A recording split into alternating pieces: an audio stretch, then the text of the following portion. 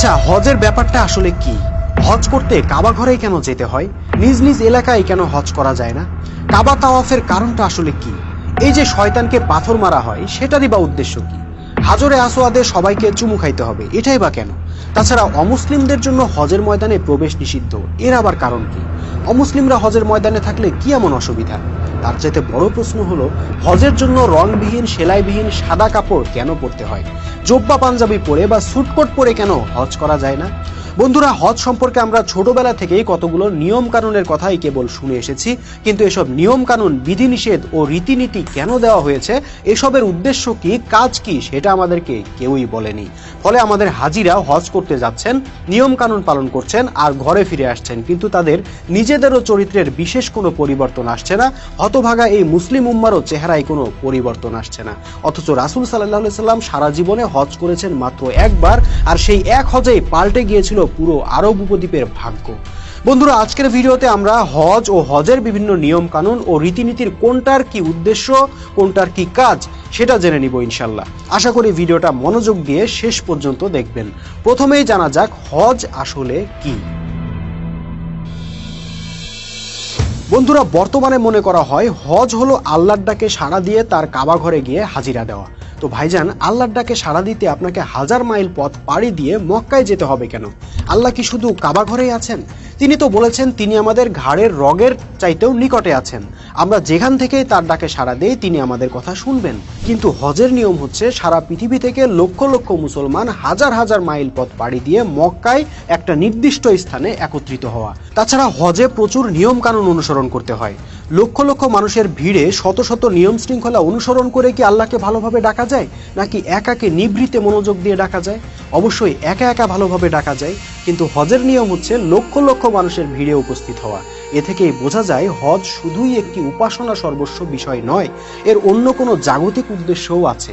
প্রশ্ন হলো, কি সেই জাগতিক উদ্দেশ্য?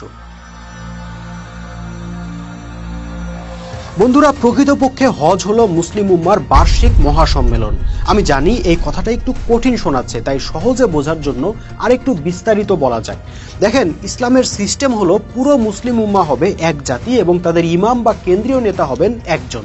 তার নিযুক্ত আমিরগণ বিভিন্ন এলাকার প্রশাসনিক কার্যক্রম পরিচালনা করবেন, আর এই কাজে মসজিদগুলো হবে রাষ্ট্রীয় কার্যালয়ের মতো। প্রতিদিন 5 ওয়াক্ত নামাজের জন্য মুসলমানরা যখন মসজিদে একত্রিত হবে, তখনই তাদের ছোটখাটো স্থানীয় সমস্যার সমাধান আমিরের কাছ থেকে পেয়ে যাবে। যদি ওখানে সমাধান না হয়, তাহলে সপ্তাহে একদিন জুমার ব্যবস্থা রাখা হয়েছে, সেখানে জুমার নামাজ শেষে ওই সমস্যার সমাধান হয়ে যাবে। কিন্তু ধরেন সমস্যাটা আরো বড় কোনো জাতীয় সমস্যা, তাইলে সেটার সমাধান কিভাবে হবে? সেজন্য আল্লাহ রেখেছেন আরাফাতের ময়দান। বছরে একদিন সারা বিশ্বের নেতৃস্থানীয় মুসলিমরা হজের ময়দানে সমবেত হবেন। সেখানে মুসলিম বিশ্বের খলিফার সাথে রাজনৈতিক, কূটনৈতিক, সামরিক ইত্যাদি বিভিন্ন সমস্যা নিয়ে আলাপ আলোচনা হবে, পরামর্শ হবে, পরিকল্পনা হবে, সিদ্ধান্ত হবে। এরপর খলিফা তার হজের খুতবায় মুসলমানদেরকে দিক নির্দেশনা দিয়ে দিবেন, আর এভাবেই হজ হয়ে উঠবে জীবন্ত, প্রাণবন্ত। বন্ধুরা, বর্তমানে জাতিসংঘের সম্মেলনে কি হয়? সারা বিশ্ব থেকে শাসকরা জাতিসংঘে মিলিত হয়ে বৈশ্বিক সংকট নিয়ে আলাপ আলোচনা করেন ও সিদ্ধান্ত নেন। ইসলামও তো সার্বজনীন জীবন বিধান।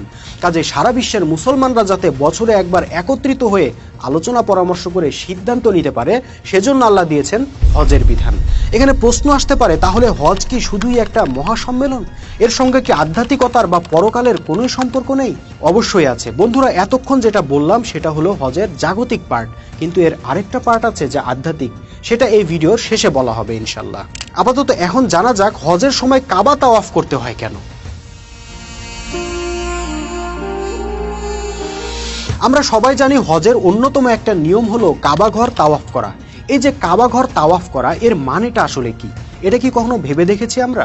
প্রকৃতপক্ষে কাবা ঘর হলো মুসলিম উম্মার ঐক্যের প্রতীক, আর এই কাবাকে কেন্দ্র করে সারা বিশ্ব থেকে আগত মুসলিম প্রতিনিধিগণকে তাওয়াফ করতে হয়, যার অর্থ হলো সারা বিশ্বের মুসলিমদের মনে, মগজে, চিন্তায়, চেতনায় গেঁথে দেওয়া যে তোমরা যেখানেই থাকো, পৃথিবীর যে প্রান্তেই থাকো, তোমরা কিন্তু এক উম্মা। তোমাদের কেবলা কিন্তু একটা, লক্ষ্য একটা, উদ্দেশ্য একটা, আর সেটা হলো সমস্ত পৃথিবীতে আল্লাহর হুকুম বিধান প্রতিষ্ঠা করে সমগ্র মানবজাতিকে ঐক্যবদ্ধ করা। সেই লক্ষ্য অর্জনের জন্য তোমাদেরকে নিরন্তর ছুটে চলতে হবে, থেমে যাওয়া যাবে না, স্থবির হয়ে যাওয়া যাবে না, এবং এই লক্ষ্যকে বাদ দিয়ে অন্য কোনো লক্ষ্য স্থির করে নেওয়া যাবে না।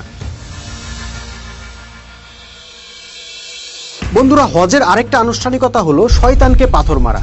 শয়তান তো পৃথিবীর কোনো নির্দিষ্ট একটা জায়গায় বসে থাকে না যে আপনি সেদিকে লক্ষ্য করে পাথর মারলেন আর সেই পাথরের আঘাতে সে মারা পড়ল। তারপরও হাজিদেরকে শয়তানকে লক্ষ্য করে পাথর মারতে হয়। প্রকৃতপক্ষে এটা একটা প্রতীকী বিষয় যা হাজিদেরকে অন্যায়, অসত্য ও ইবলিশের বিরুদ্ধে সদা সতর্ক থাকা ও প্রচেষ্টা চালিয়ে যাবার শিক্ষা দিয়ে থাকে। এই আনুষ্ঠানিকতা হাজিদেরকে প্রতিবাদের চেতনা শিক্ষা দেয়, অন্যায়কে রুখে দেওয়ার প্রেরণা যোগায়। হজের এই ময়দান থেকে নিজ নিজ এলাকায় ফিরে গিয়ে হাজিরা যাতে এভাবেই অন্যায় ও অসত্যের বিরুদ্ধে ফুঁসে ওঠে, শয়তানের সাথে কখনো আপোষ না করে, সেটাই এই আনুষ্ঠানিকতার মূল শিক্ষা। কিন্তু কালো পাথরে চুমু খাওয়া কেন? বন্ধুরা, হাজরে আসওয়াদ বা কালো পাথরে চুমু খাওয়ার পেছনেও কারণ আছে, উদ্দেশ্য আছে। এই পাথরের আলাদা কোনো ক্ষমতা নেই যে এই পাথরের চুমু খেলে তা আপনার কোনো উপকার করবে কিংবা চুমু না খেলে কোনো ক্ষতি হবে। কিন্তু তবু কেন এই পাথরে চুমু খেতেন সাহাবীরা? আসল ঘটনা হলো, সারা বিশ্বের লক্ষ লক্ষ মুসলমান যখন একত্রিত হয়ে একই পাথরে চুমু খায়, তখন এই পাথরটাও হয়ে ওঠে মুসলিমদের পারস্পরিক সৌহার্দ্য, ভালোবাসা ও ভ্রাতৃত্বের মেলবন্ধন।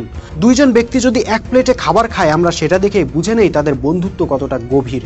একইভাবে এই উম্মার ঐক্যের জন্য ও সংহতির জন্য একটা পাথরকে পর্যন্ত আল্লাহ কাজে লাগিয়েছেন, যাতে একই পাথরে চুমু খাওয়া মুসলিমরা বুঝতে পারে তারা একে অপরের কতটা আপন, কতটা ঘনিষ্ঠ।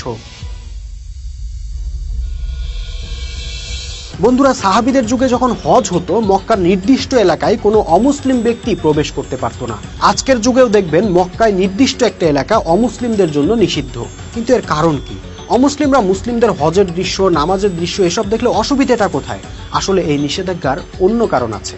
আগেই বলেছি, হজ ছিল মুসলিম উম্মার বার্ষিক মহাসম্মেলন। যেহেতু হজের সম্মেলনে মুসলমানদের অনেক ইন্টারনাল বিষয় থাকবে, যেমন প্রতিরক্ষা বা ডিফেন্স বিষয়ে আলোচনা, সিদ্ধান্ত হবে, এবং এসব তথ্য যদি অন্যদের কাছে পৌঁছে দেয় তাহলে তো মুশকিল। সেজন্যই হজের ময়দানে অমুসলিমদের প্রবেশ নিষিদ্ধ।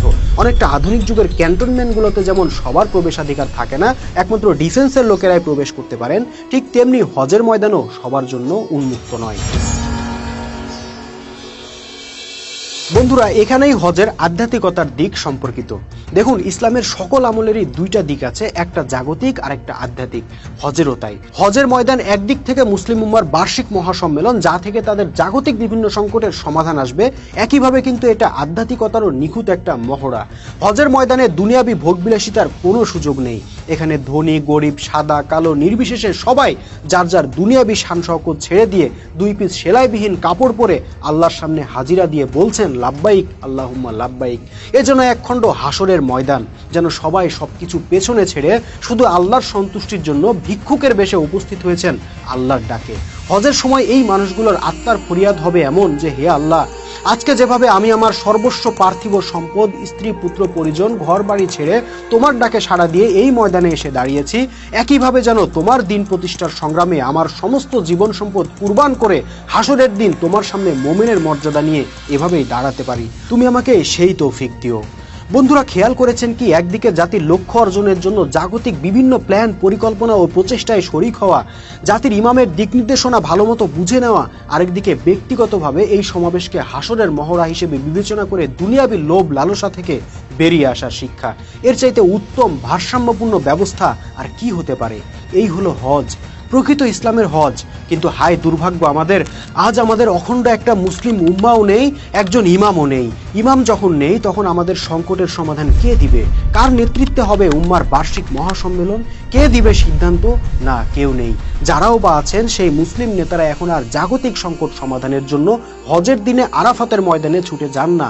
তারা এখন ছুটে যান new York, Geneva, Moscow, Beijing কিংবা লন্ডনে। পশ্চিমা প্রভুরাই এখন ঠিক করে দেয় কিভাবে চলবে মুসলিম দেশগুলো। ওদের নির্দেশে আমরা এক উম্মা ভেঙে 57 টুকরা হই, ওদের সহায়তা নিয়ে একে অপরের বিরুদ্ধে যুদ্ধ করি, ওদের চাপিয়ে দেওয়া বিধানে আমাদের রাজনীতি, অর্থনীতি, বিচার ব্যবস্থা চালায়। এক কথায় ওরাই এখন আমাদের প্রভু, আমাদের ইলাহ, আর ওদের দেশগুলোই আমাদের কেবলা। তবে হ্যাঁ, হজ কিন্তু আমরা বাদ দেই নাই। টাকা পয়সা জমিয়ে প্রতি বছর লক্ষ লক্ষ মুসলমান ছুটে যাচ্ছি মক্কায়, বিশাল বড় জমায়েতে যোগ দিচ্ছি, কিন্তু কেন যোগ দিচ্ছি জানি না। কাবা তাওয়াফ করছি, কিন্তু কেন করছি জানি না। শয়তানকে পাথর মারছি, কিন্তু কেন মারছি জানি না। বেতনভুক্ত মুফতি সাহেবের হজের খুতবা শুনছি, কিন্তু কি বলছে বুঝি না।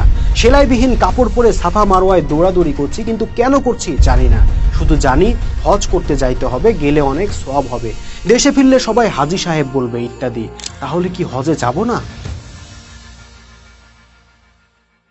বন্ধুরা, হজ ইসলামের অবশ্য পালনীয় একটা ফরজ বিধান, তাতে কোনো সন্দেহ নাই। সুতরাং কাউকে হজে যেতে নিরুৎসাহিত করার প্রশ্নই ওঠে না। আমি শুধু এটাই বোঝাতে চেয়েছি যে রাসূল সাল্লাল্লাহু আলাইহি সাল্লাম ও সাহাবীদের যুগে যেভাবে হজ অনুষ্ঠিত হতো, যে লক্ষ্যে হজ অনুষ্ঠিত হতো, ওই হজ আর বর্তমানের এই হজে আকাশ পাতাল পার্থক্য। বর্তমানে চলছে প্রাণহীন, উদ্দেশ্যহীন আচার অনুষ্ঠান সর্বস্ব একটা আনুষ্ঠানিকতা। পক্ষান্তরে প্রকৃত ইসলামের হজ ছিল জীবন্ত, প্রাণবন্ত, গতিশীল ও ইতিহাস সৃষ্টিকারী একটা আমল। প্রশ্ন হলো, সেই হজ কিভাবে ফিরে আসবে? হ্যাঁ বন্ধুরা, সেই প্রকৃত ইসলামের জীবন্ত হজকে ফিরে পাবার উপায় একটাই, পুরো জাতিকে তাওহীদের ভিত্তিতে একজন ইমামের নেতৃত্বে ঐক্যবদ্ধ করতে হবে। যেদিন মুসলিম জাতি হবে একটা, নেতা হবেন একজন, হুকুম চলবে আল্লাহর, সেদিন এক হজেই পুরো উম্মার চেহারা পাল্টে যাবে ইনশাল্লাহ। সেই লক্ষ্য অর্জনে জানমাল দিয়ে সংগ্রামে নামতে আপনি কি প্রস্তুত? হোয়াটসঅ্যাপ নাম্বারে নক দিয়ে আপনার মতামত জানাবেন আশা করি।